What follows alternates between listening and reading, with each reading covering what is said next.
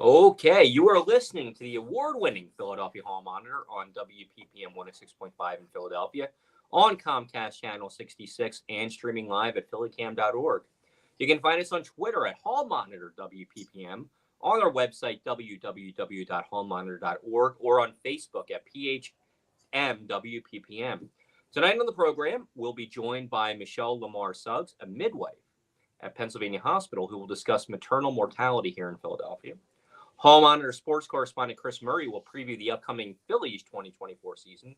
And Lance and I will discuss budget hearings and other meetings that we'll be reporting on around the Philadelphia area. Lance, how are you tonight? I'm all right, waiting for the spring. Yeah, a little bit of Phillies breaking news before we get to Chris. The opening day has been pushed back by a day because the weather is going to be poor tomorrow. So that game will be now on Friday, I think at 3 o'clock. So something to look forward to anyway. Budget and baseball, the two Bs, my favorite time of year, two of my favorite things. So I'm very excited about that. Before we get to that, though, a couple weeks ago, Councilmember Nina Ahmad held a hearing in the Health and Human Services Committee about maternal mortality. And it was something I wanted to do something about, write it up or do something with it. And I thought, well, let's have one of the panelists who was on that panel who testified at that hearing come on and talk to us about this, because I think they can do a better job explaining it than I could. And I think it's better to hear from an expert and somebody who does this work. So we had a wonderful interview with Michelle Lamar Suggs, who walked us through the problems about maternal mortality here in Philadelphia and at large, really. So this is a really important interview. This is Michelle Lamar Suggs, midwife, Pennsylvania Hospital. All right, Michelle Lamar Suggs, thank you so much for joining us. Thank you so much for having me. I really appreciate this opportunity to share today. So you are a midwife in the Department of Obstetrics and Gynecology at the University of Pennsylvania. What made you want to get into this field?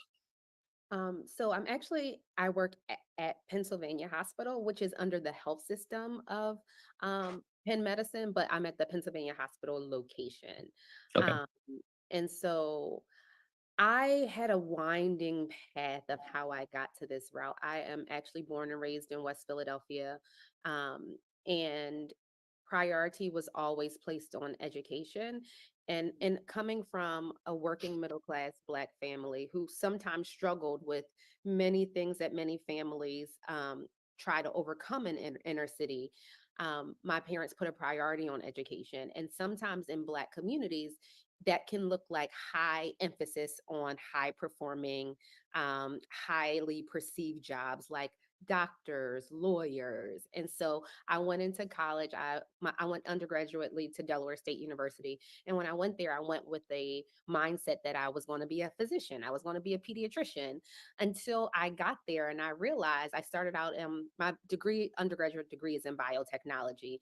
And I had a pathway for medical school. And then I started like a PhD pipeline program at Johns Hopkins University doing research. And I realized I was like, this is not for me. I didn't have any interest at that time or know much about women's health. And it wasn't until many years later when after I graduated from college, I came home and I was like many people who come out of college, kind of confused, trying to find their way. And I ended up working in the Philadelphia Child Welfare System for DHS and some other some other smaller organizations in child welfare who do like foster care and adoption. And so I found my passion in empowering women and children because I saw that they were very disempowered in our city.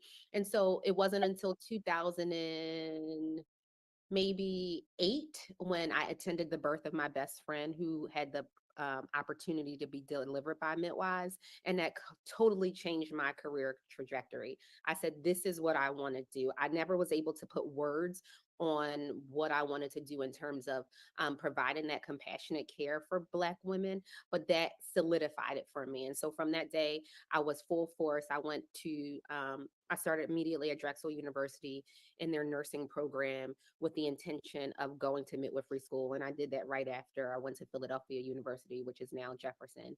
And I just knew from that moment that that is what I was designed to do. Also, along that path, I got very interested in reproductive justice out of my own struggles with infertility, and just how the playing field, even for Black women, are not very leveled, not leveled at all.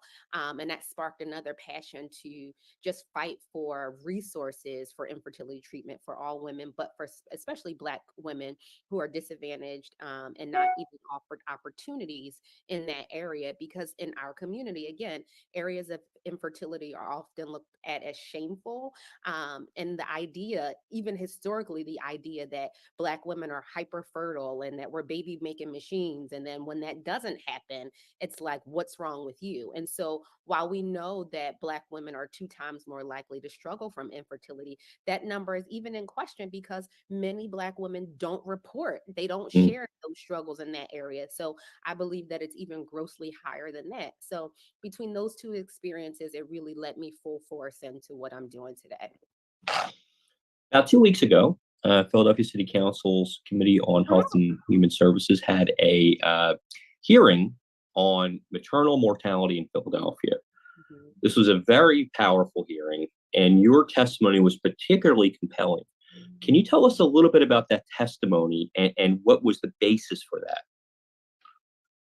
And so um, every day when I walk into my office, I'm faced with the reality, not only of my own birthing experience, but also shouldering the weight of magnifying the voices of women who have been traditionally oppressed and marginalized in healthcare sense. And so um, I was asked to give a testimony based off of not only my experience in midwifery, but also on the Philadelphia Maternal Mortality Review Committee, where we review all of the maternal deaths in the city and come up with recommendations.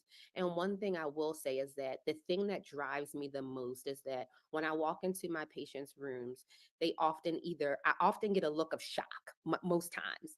And it's from Black women, especially. And it's most times it's, oh my God, thank God you're here. And when I walk in, it's a sigh of relief that they feel like they could let their shoulders down, that they can relax, that they're in a safe environment. And for me, that is a very heavy responsibility to carry, especially when we know that Black people are underrepresented, even in the clinical aspects when it comes to providers of color. We're very marginalized in that area as well. And so, any opportunity that I have to uplift and magnify and be the voice for the voiceless, I utilize those opportunities to do so. And so, I also presented I started a community based organization back in 2020 in the height of COVID called Royal Generation, which seeks to eliminate the social determinants of health. And those are things that women and families need to thrive and not just survive. So, talking about transportation, talking about access to food, access to affordable housing, in reforming gun violence laws and gun control laws and intimate partner violence. And so I spoke on the behalf of those things. And I think what I will say, and the basis of my testimony is that America needs a hard reset on the way we do healthcare, especially in maternal healthcare. And so, what we've been trying to do, if you think about it from a technological perspective, we've been trying to do a restart. So, when our computer kind of glitches, we just kind of press the off button and hope that we'll restart it and it'll self fix itself. And so, we've been trying to apply those same principles to maternal health, but we're still coming in with the same mindset, still going with the same models of approach, but we need to start from a clean slate. And so that really starts with the actual realization of why and how we got here. And so we understand, for me, I understand that this is not an issue of like, oh, this is just something that's happening to Black women. Oh, it's so unfortunate. We have to get to the understanding that this is a matter of racism, classism, and gender oppression. And what happens is that people shy back from those hard conversations because they feel like if we talk about this, or if we talk about race, it really disempowers disempowers one group and empowers another. And so we have to even dismantle that mindset and come into a place where we are willing to sit down and say, hey, yes, we know Black women are 3 to 4 times more likely to die in childbirth. We know that Black women, even in the wealthiest of neighborhoods, do worse than their counterparts who are white, Asian, and Hispanic. Like, this should not be happening. We know that Black women who are college educated are still have worse outcomes than white women who have a high school diploma or less. And then sometimes people try to get it from a risk factor perspective to say, oh, well, Black women have much more risk factors than others. But even if we look at it from a perspective of risk factors, we know that obese women of all races have better outcomes than Black women who have no risk factors at all. And so we know we can't say, oh, this is a Black woman problem. No, this is a racism problem. And so we have to understand too that so race is a social construct that is man-made, And so we know that what that tries to do is with racism, it tries to show um, insignificance in one group or another, or tries to go from a like physical characteristics to say, oh, this person is less than because of that person, or from the historical affiliations of our nation. And we really have to really think hardly of how we're addressing racism in our nation, because it's not only affecting our healthcare system, it's affecting educational systems, it's affecting even our prison systems. And when you think about it, it all boils down to value. And so when we think about even the context of how America was born, this nation was born off of the context that one person's life was more valuable than the other. So we got this model of like white supremacy and white superiority, and that's how even slavery began, where it was made to think that this group of people is less than this group of people. And even from those times, the bodies of Black women were used for sexual pleasure and for reproduction for more labor. And so we have to go back to think of the roots of how we got here, and we have to right the wrongs. And I think that sometimes we don't want to understand and address or face the facts that we have significantly wronged Black people in the society and in our country. And what you just said, it encapsulates so well a lot of the problems we see in the city, not just going back a couple hundred years, but just going back a decade and still exist. It's really remarkable that this happens, and we a lot of people choose to ignore it.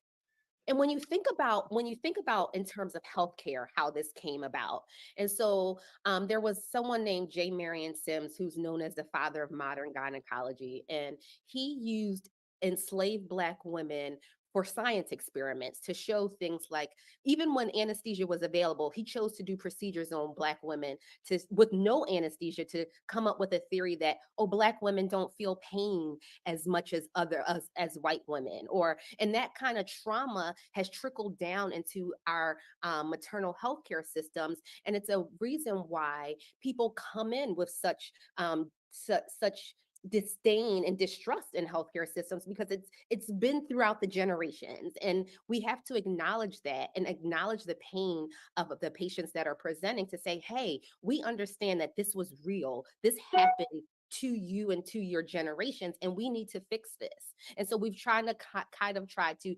justify the wrong instead of correcting it. You mentioned something earlier, when you talked about the idea that a Black mother might not get a Black midwife, and that cultural wall that's kind of there. What are the odds that a Black mother would get a Black midwife? I don't know if you know, but So I'll tell you, in our nation, for midwives in our nation, we account Black midwives in our nation, we account for about less than 7% of all midwives in the entire nation. And so even 7%. 7%. And so even when you think about it from a medical perspective for Black physicians, um, they account for maybe about 10 to 11% of all of the physicians in America. And so Mm. that even has a historical context. If you go back to the Flexner report with the elimination of medical schools and how we are Yeah. down to 4 Black medical schools in our nation because they tried to eliminate and show that Black doctors were not as educated or superior in their knowledge as white physicians. And so even with midwifery, with Black midwifery, before the 19th, during the 19th century, Black midwives were doing 50% of all of the deliveries in the nation. And so it wasn't until the 1915, between 1915 and 1930, that the medical system, modern medical system, arose, and they saw that as competition, and they've done everything to delegitimize Black midwifery. And so they put stricter licensing requirements, which often eliminated the prospects of Black midwives going on to further education because of segregation. And so the whole system has been just set up to eliminate Black providers. And so one of my missions in life is to create pipelines within universities to implore Black students and brown students to consider fields in health care and in medicine and in midwifery, because it's all about mentoring. It's all about creating opportunities. It's all about helping other people see the value and what concordance in healthcare brings, because research has shown that Black mamas who seek out Black providers have better outcomes, and even Mhm. Even in the area of trust, and how, even during pregnancy, that whole relationship is built out of trust. And so getting to some of those other underlying factors that can affect the outcomes for moms, like mental health, disclosing mental health issues, if there's issues with intimate partner violence, going through the deepest parts of their heart to say, hey, I'm afraid and I need help. Like, they won't disclose that if that's not in a trusting, safe environment. And so not only do we have to build systems of cultural competency, but cultural safety, where people really feel like they can receive the safe, compassionate care that they need during these times in their lives. And to put that fine point on it, according to the CDC, the Center for Disease Control, the maternal mortality rate in the United States was 23.8 deaths per 100,000 live births, which is higher than other nations, Yes. despite our our wealth in this country. But for Black women, that number jumps to 55.3 deaths per 100,000 live births. Mm-hmm. Um, It's interesting to me also that if you look at those statistics from the CDC, the states in our nation that have historically oppressed Black people are some that continue to still mimic those same patterns of the highest maternal and mortality and morbidity rates. So when you think about those states, I'm talking about Mississippi, Alabama, Georgia, North Carolina, Louisiana, have the highest maternal mortality and morbidity rates in our nation. And so we can't ignore away the facts of the consistency of the whys there. And it boils down again to racism. yeah. I'd like to bring in Denise Clay Murray here on Philadelphia Hall Monitor. Hi, thank you for joining us. We really appreciate it. Thank you for having me, Denise. And probably because when you were talking about how income doesn't necessarily correlate to better outcomes if you're African American, like the most prominent example we got of that was Serena Williams. I mean, here you had this athlete who was a multi-million-dollar, tennis star, and she almost died from childbirth. And that made me think about Philadelphia, which is the poorest city of its size in the United States. Is there anything that the city is doing right now, or that even the health system you work with is doing right now, that kind of takes into consideration the fact that, women traditionally have better outcomes when they have midwives or doctors that understand their cultural experience, And yet you have this group of women who are poor and in many cases may not have the best health insurance. And so you bring up a great point, Denise, and you're absolutely right. We know that even women from the highest socioeconomic status, the highest level of incomes, are still experiencing these inequities in their healthcare. And so there a lot of reason for that is that when Black women are presenting to healthcare systems, they are often being ignored. They're being dismissed. Their complaints are not taken as seriously, and so they leave these places of, or they even have studies have shown even a longer emergency room wait times. And so they leave these systems feeling disempowered and as if the problem is them and not the problem is the system, as if their bodies are literally broken when it's really our system that is broken. And so I am happy to say that Philadelphia was the first city in our nation to develop a local maternal mortality review committee where we review by city and not just by state. Most states do not have localities that also have committees as well, and we have made great strides. Which is what's happening is, so the maternal mortality review committee is responsible for reviewing all of the maternal deaths in our city and deciding whether they're pregnancy related or associated. And so we make recommendations based on those reviews. And the committee is made as a multidisciplinary team made up of healthcare providers, government official, well, not necessarily government officials, but healthcare providers, social workers like from DHS, people from the police force. We have insurance companies. We have like people from housing programs in Philadelphia, people from mental health sector. So it's the intersectionality, because we understand that the maternal deaths are not also connected only to hospital experiences. So that's also a narrative that we have to really break, because we know in our city specifically, about 76 to 80% of the maternal deaths are happening once they leave the hospital. So what does that show us? That shows us that there are problems. A lot of the maternal deaths are related to gun violence. They're related to intimate partner violence. They're connected to mental health diagnoses like suicide and homicide, related to housing instability. There's so many, and even if you think about in Philadelphia now, our opioid crisis, drug addiction, and substance abuse. So we have to think larger than what's happening in one dynamic and understanding the whole effect on our city and our society. And I think that while there are attempts being made, there is much, much work to be done. And that was part of the reason I wanted to testify at the city council meeting, is because all of this also boils down to accountability. And one thing about the human nature in general, people don't like to be held accountable. And we do a good job at passing the buck to say, oh, this is a healthcare problem, or no, this is a city problem, or no, this is a patient problem, instead of addressing where we all have dropped the ball and working hard to correct those errors.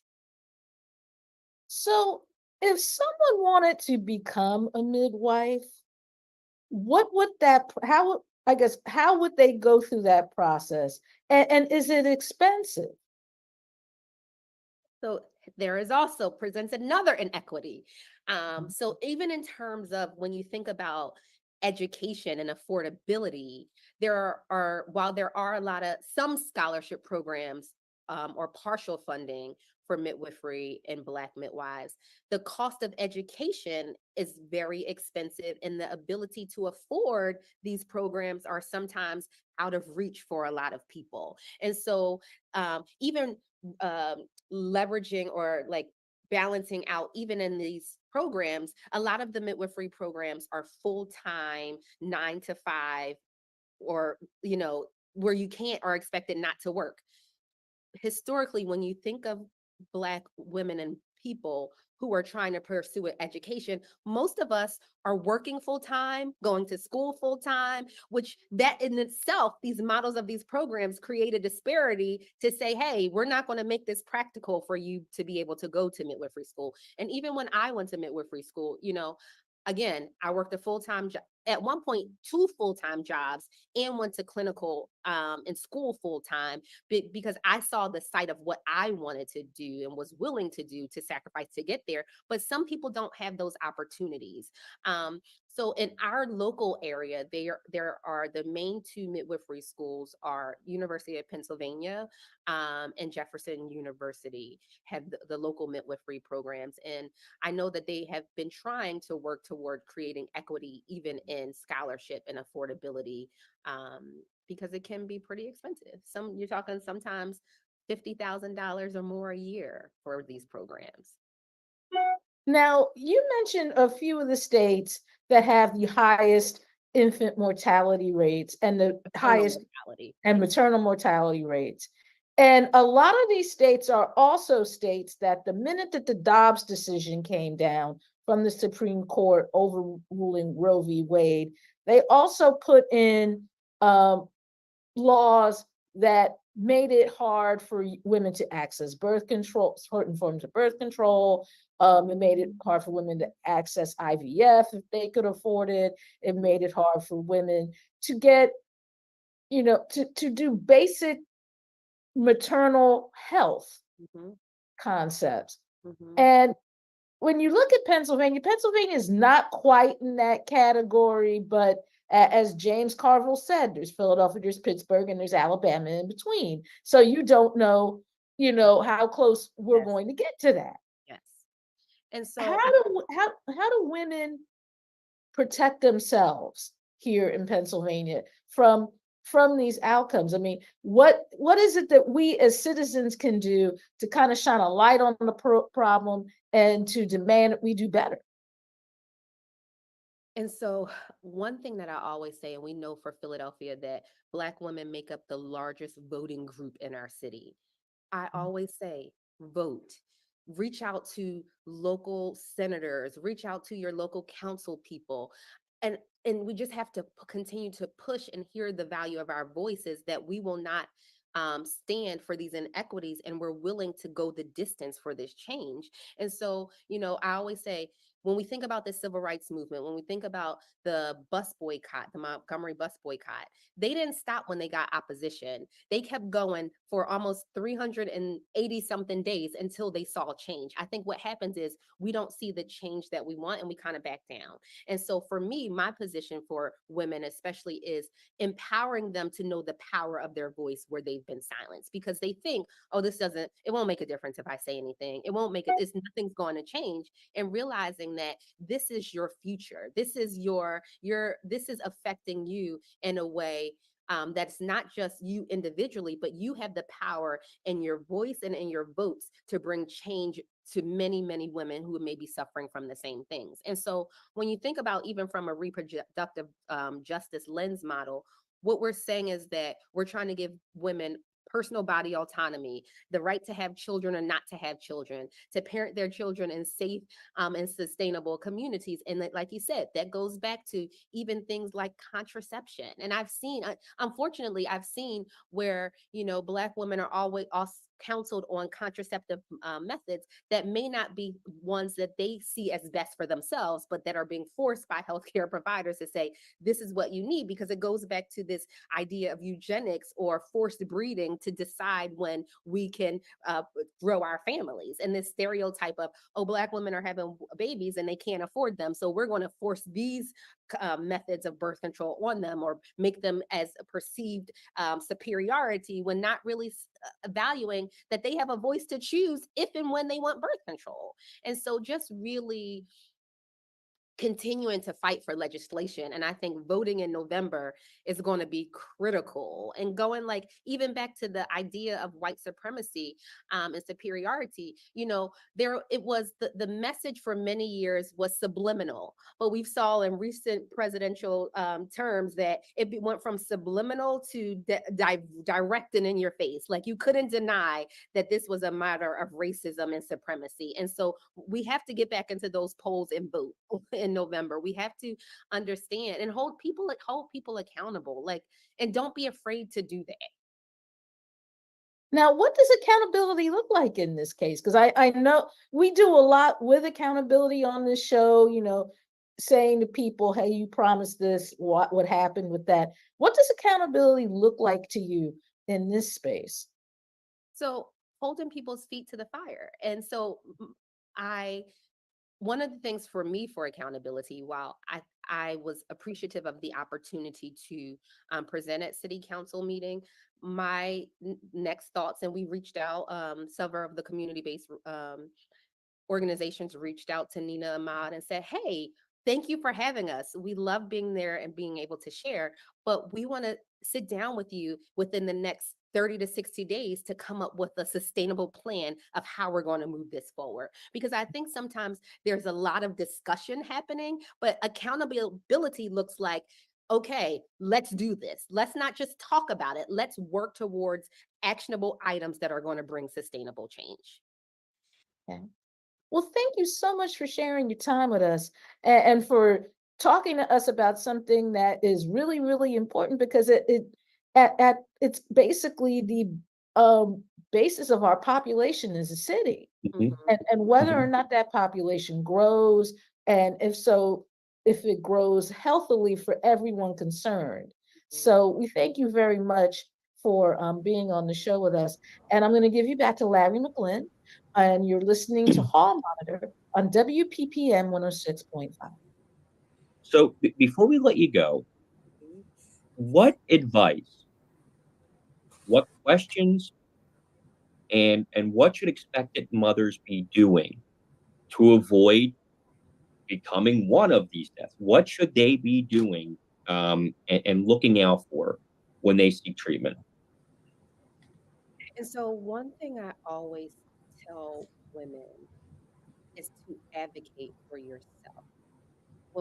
Philadelphia has 5 birthing hospitals, and I think we treat healthcare as if we're their only option. Women need to know their options of where you can, what kind of care you're seeking out, and not compromising on that. And so that means I tell them it's often like a job interview.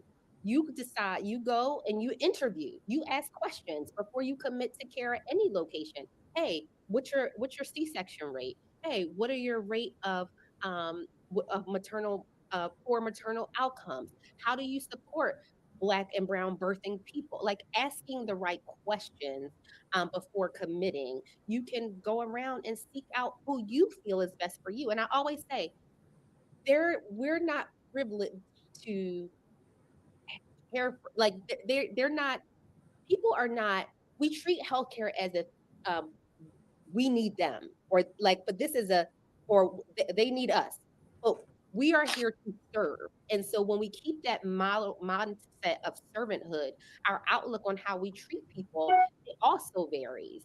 I also say too that when women come into my office for their first prenatal visit, I'll often say to them, tell me your story. And so every person walks in our door with a story. And so, despite how rushed we may feel with patient encounters, how overwhelmed healthcare systems are, we have the right and the responsibility and obligation to care for people in safe, effective ways that gives trauma informed care. Because a lot of people walk in our doors with healthcare trauma or trauma in life in general, and we try to make them fit into our mold without really making a system that really supports them from every aspect of their lives. And so we have to have more patient centered care. We have to do more implicit and explicit bias training. We have to call people in. So I love this model. Loretta Ross is one of the mothers of the reproductive justice model. And so we have called people out to a place of shame in areas where they have dropped the ball in these areas, but we have to call people in. And when we call people in, what we're really doing is challenging those thought patterns in a way that is compassionate, that we're getting context of what it's about, and we're really committed to making change for the patient outcomes. And so, not hiding under the surface that this isn't happening, but really, hey, I noticed when it came to the care of this patient, you interacted in this way or you did this way. Tell me about why that happened, and not doing it in a public space, but really bringing them to the side. whatever way to really shine light on things that we want to hide under the surface. I tell my families, have an advocate, have a doula with you who comes to your prenatal appointments or is there with you in delivery to support and advocate for your desires and your needs in that moment. And we have research to show that patients who are cared for by midwives and doulas have better birth outcomes, especially Black women. And so advocating for yourself, being having your village come with you, whether that's your mom, your sister, your aunt, like just doing what you need and not doing what a system is demanding of you to do. All right, Michelle Lamar Suggs, thank you so much for joining us. Yes, Thank thank you you. for having me. I really appreciate it. All right, we would like to thank Michelle Lamar Suggs for joining us on the program. Very important information, very important topic. And Ms. Lamar Suggs is going to join us again a little later on down the road when we have updates on actions the city might be taking and maybe at the state and federal level as well. So it's going to be good to check in with her once in a while on this very important topic. Now, we're going to do something, change gears a little bit here. And have a little bit of fun on the show every once in a while. We'd love to have Chris Murray on, our sports correspondent. And as I said at the top of the show, this is one of my favorite times of year because we get to talk about budget and baseball season starts. So, Chris, how are you doing? I'm doing okay. I'm trying to trudge my way through traffic, but I'm doing okay. I'm excited for baseball season myself. And I can't wait. I'm gonna try to make it the opening day tomorrow, but I know I'm gonna definitely be there in the city. But I'm really excited about the season. I think for a lot of fans, the expectation, and it might be World Series this year. I mean, this team has basically kept most of the same guys except Reese Hoskins going to Milwaukee. And, they've extended Aaron Nola and Zach Wheeler, and they certainly have a decent squad. There are some questions, whether or not Johan Rojas is going to be a good hitter, even though I think he's a heck of a defensive center fielder. I just think that at the end of the day, he's got to show that he can hit the ball too.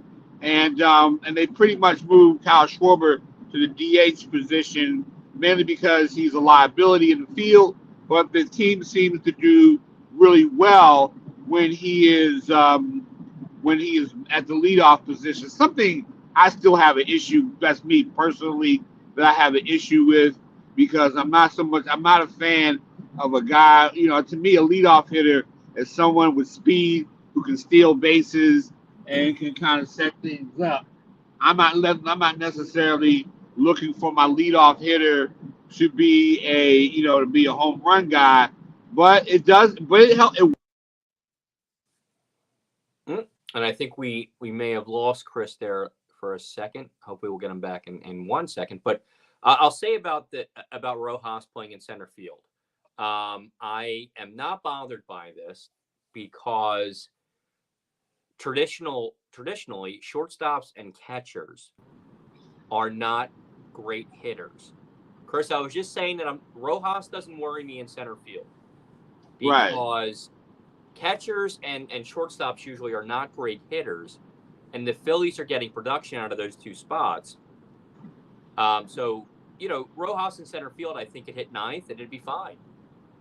Yeah, I mean they're not even expecting him. If he hits about 230, 240, they're good with that.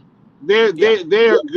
They're good with that. I like to see him get on base, but I guess from a defensive perspective, you can't have guys taking extra bases if a ball's hitting the alley, and you need somebody who's got the speed and the arm to cut people off when you're in a situation where somebody gets a hit, and you need somebody late in the game to basically be out there to prevent the big inning or that big when you're in your doubles defensive mode and whatnot to prevent extra base hits. And that's where I look at that's the value of a Johan Rojas. He's a good kid. I mean, and I think he'll learn to hit. I think eventually he will learn to be a good hitter.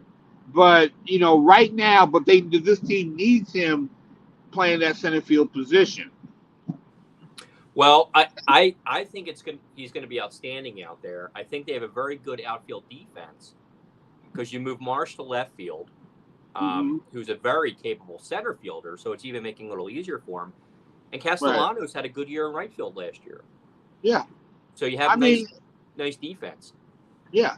And some people, some of the things I'm reading, some people are saying that Brandon Marsh might have a breakout year offensively. So that would help. That would help the team as well. So from that perspective, there's reason to be optimistic for this Phillies team. I think there is.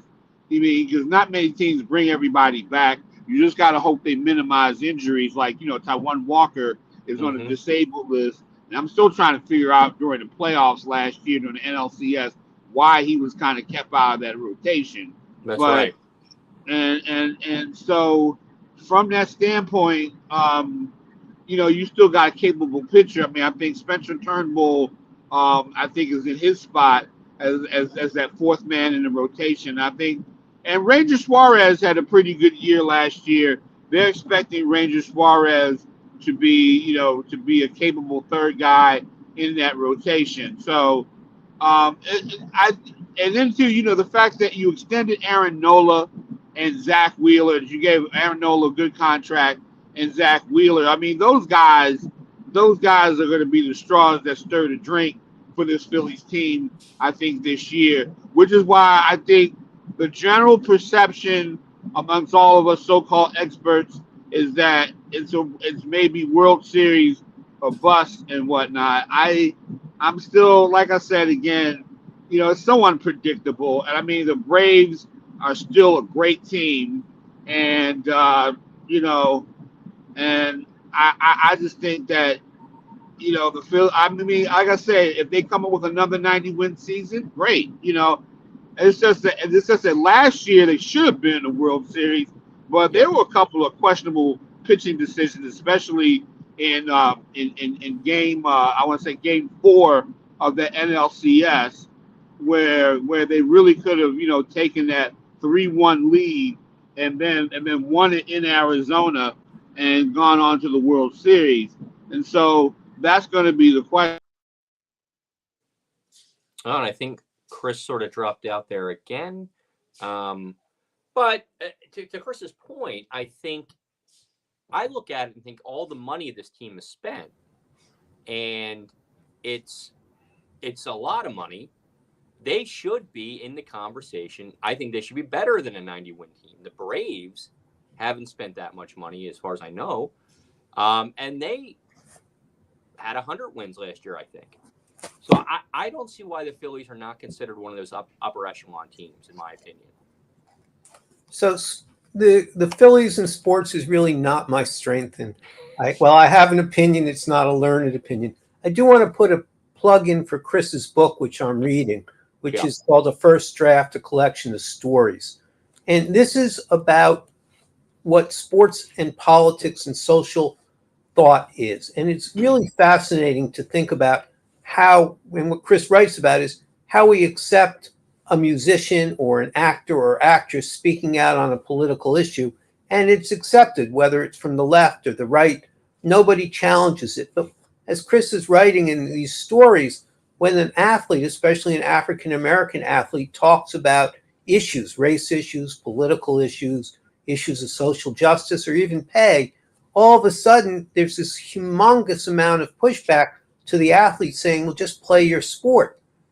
But when actors or artists or musicians, again, whether you agree with Kid Rock or you don't, whether you think Kid Rock is a fool or not, it doesn't matter. No one says to him, stop talking about Trump and play your music. Now, maybe it's because they don't like his music and they rather hear him talk about it. But so this is a really fascinating book. I'm almost done with it. When I'm finished, I'll have a book review.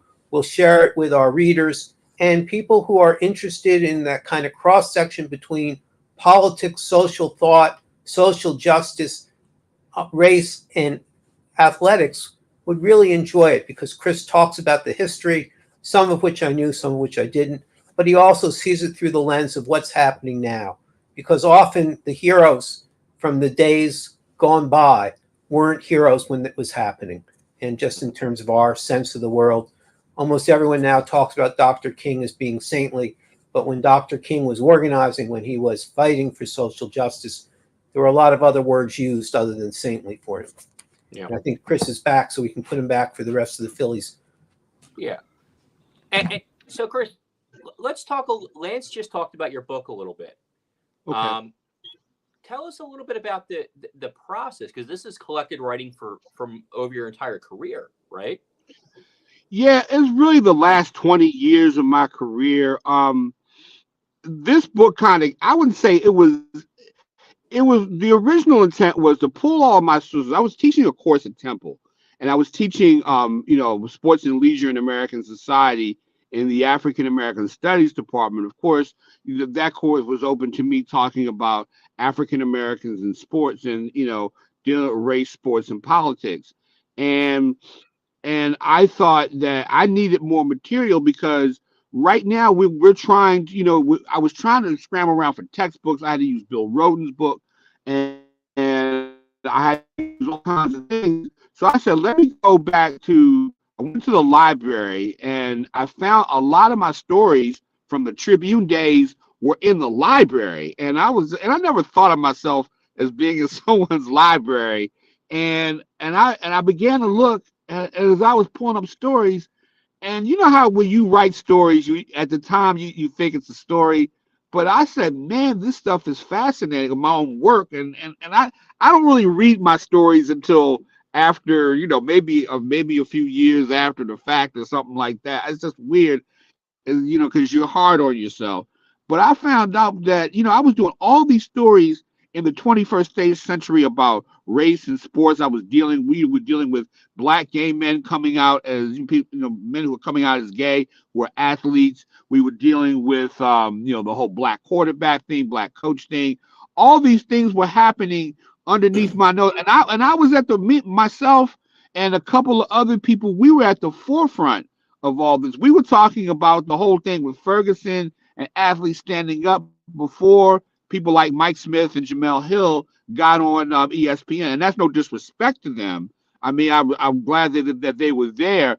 But I just said, I need to put this in a book. I mean, it was like a series of essays, columns, and especially during the whole George Floyd uprising.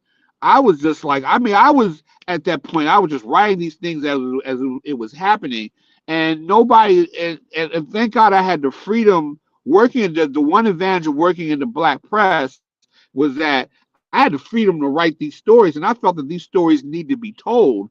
And I was kind of dealing with almost everything. I mean, there were times I was critical of other black sports writers who didn't see certain things. And, we talked about I talked about the whole dynamic of, I was writing a piece for the Griot, and we talked about the power relationship between players and owners. And, I wanted, and as I moved on and was collecting this stuff, I said this would make, a great book because, these things were happening right in front of us. They were right there.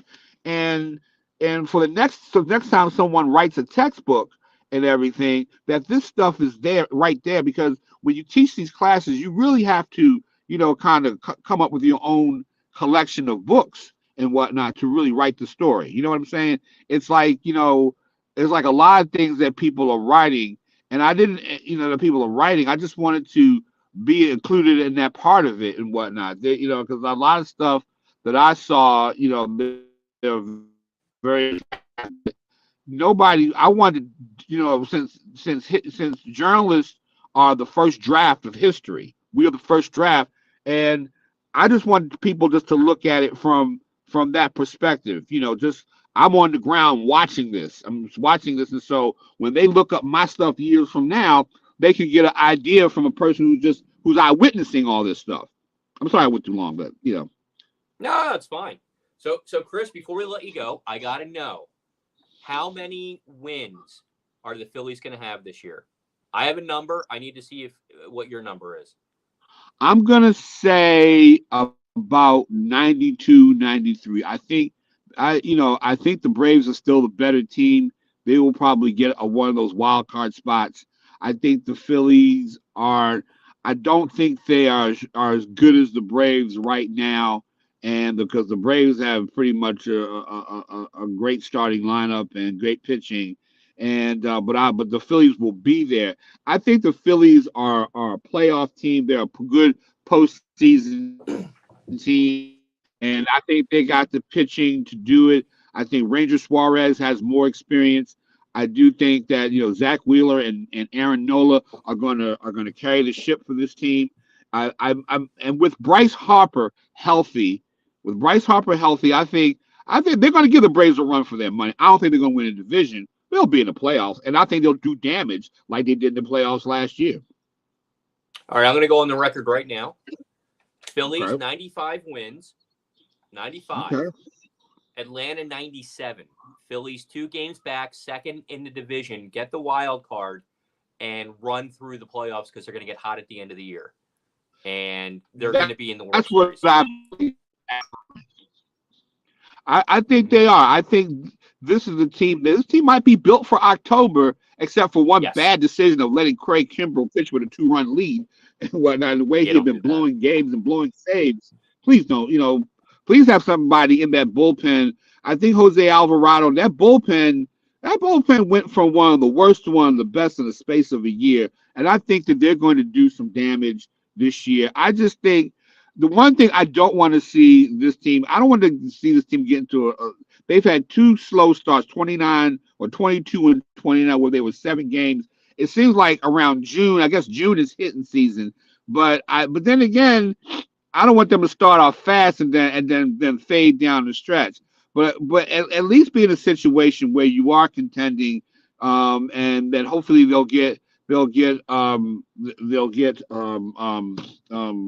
Walker back, and they'll get him back on the mound, because I still think he's good enough. He's good at winning games.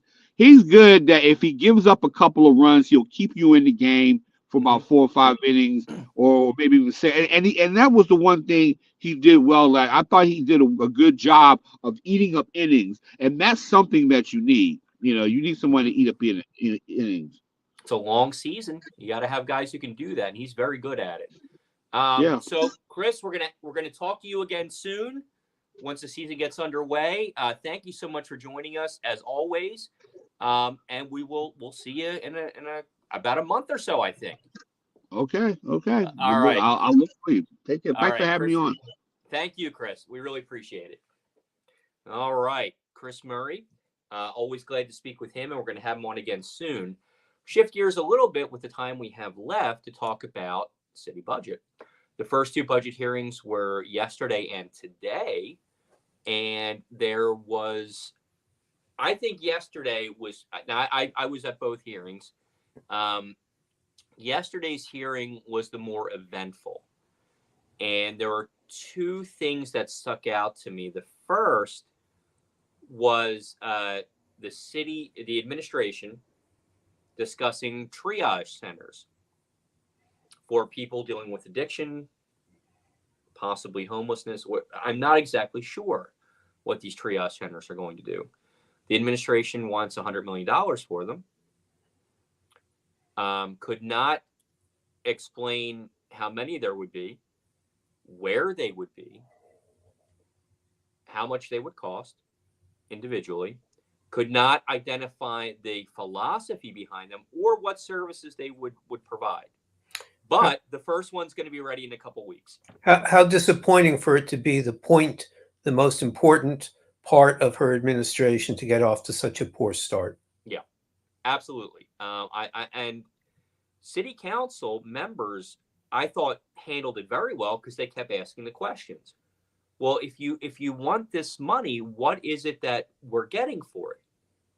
What are people getting for this money? And finally, Councilmember Young from the 5th District, who was on the program about a month or 2 ago with us, he finally said, "We're giving you a blank check, and we don't know what you're going to do with it." And I thought that was kind of the big moment of the day, that the city really, the administration could not explain what these triage centers are. One of the crown jewels of their approach to Kensington, when so many other things are coming off the table. Needle Exchange said he's not going to pay for that anymore. We're seeing organizations being pushed out of Kensington. And now, for the thing that's supposed to be a big component of the plan, nobody seems to know what this is going to be, least of all the administration. Right. It is a very complex and difficult issue. And unfortunately, there's no magic wand to wave. We have changed and when I say we, society to a large extent has changed our approach to addiction. We went from it being a personal failing to it being something people were doing who they didn't have to it's an illness that's not something that people have control over. But while we're making those changes in terms of how we think about addiction, we have not found a solution to the illness. It's almost like talking about cancer. Okay, we recognize cancer, but that doesn't mean we know how to cure it or how to solve it or what to do about it. And we now recognize addiction is a medical issue, and it's a tremendously difficult one to solve.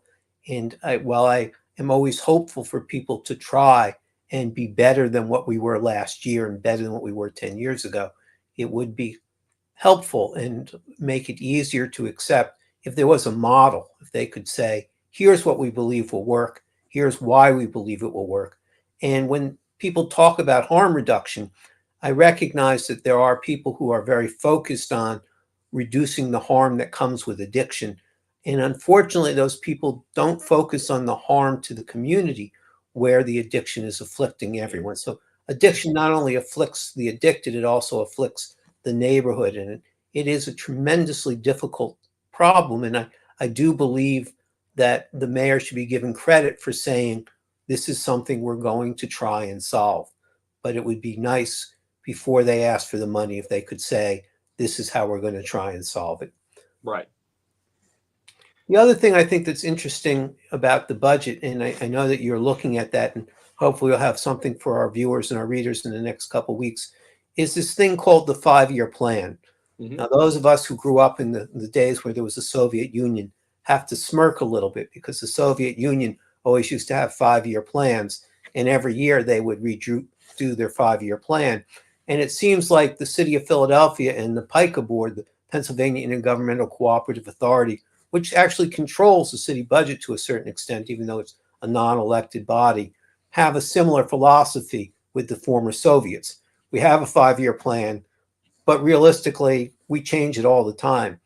But what it does show us is what the city has realistic expectations for. And so we're going to be able to look at that 5-year plan in the weeks ahead. Unlike what any other news source is going to look at it, we're going to be able to say, well, here's what they're projecting for property taxes. This is what this means is there's going to be a reassessment, and on average, it's going to go up this much. This is what they're projecting is going to happen for labor costs. So built into the 5-year plan is how much they're assuming they're going to be giving in terms of pay raises. And all these things are knowable, and we're going to have to look at them and share it with people and say, honestly, here's what the mayor is proposing. Here's what we can think.